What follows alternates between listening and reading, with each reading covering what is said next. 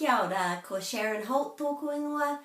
My name is Sharon Holt and today I'm doing a little workshop video about this phrase KRY, which is a really good sentence structure to learn and keep in your mind. KRY is pretty easy to pronounce and understand, and if you've heard of the games that, I'm not completely sure if they're still around, let me know if they are, KRY games, when I was learning Te Reo and working in a kindergarten and designing my Te Reo Singalong books, KRY games were the only other thing that I thought really helped, and I found them great fun to use.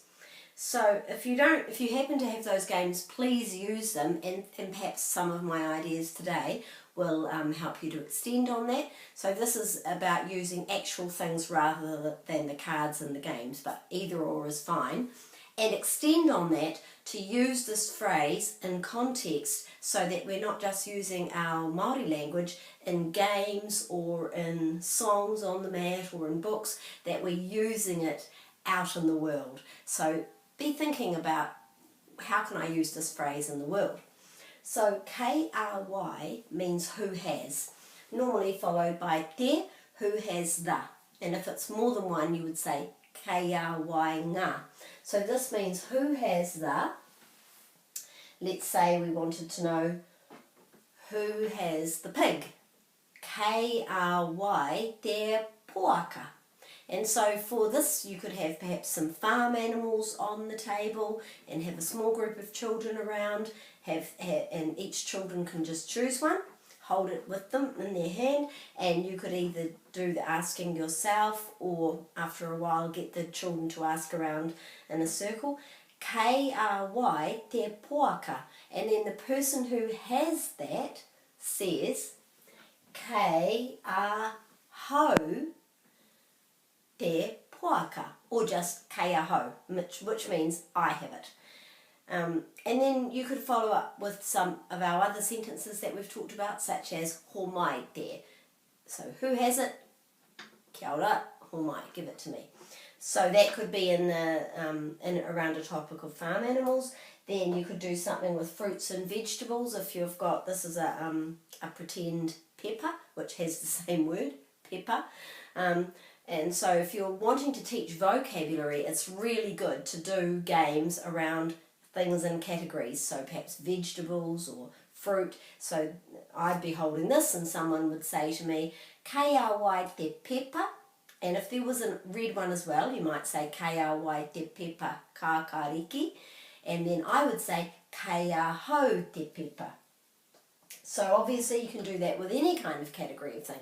This could be zoo animals or wild animals. KRY te hepara, who has the zebra. Kei a hau te hepara.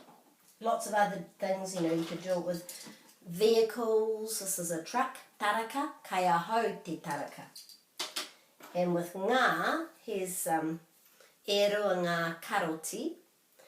KRY ngā karoti, who has the carrots. Kei a hau ngā karoti. It's a great example of many sentences and questions and answers in Te Reo, where the question and the answer are pretty much the same apart from the word replacing, and this is meaning the name of, the thing.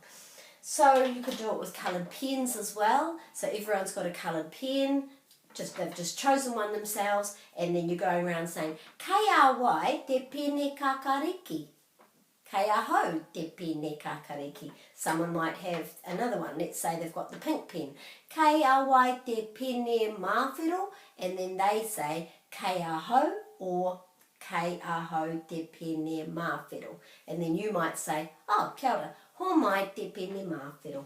There's lots of ways you could extend on that. If you want to say the person's name, so if I'm saying to everyone, KRY te poaka, and somebody else could say, you could have a practice with this, somebody's name, Alison, Alison te poaka. And if I say kei a koe te poaka, that means you have the pig. And if I want to make that a question, do you have the pig? Then you just put a question mark at the end, so it's the same. Kei a koe te puaka?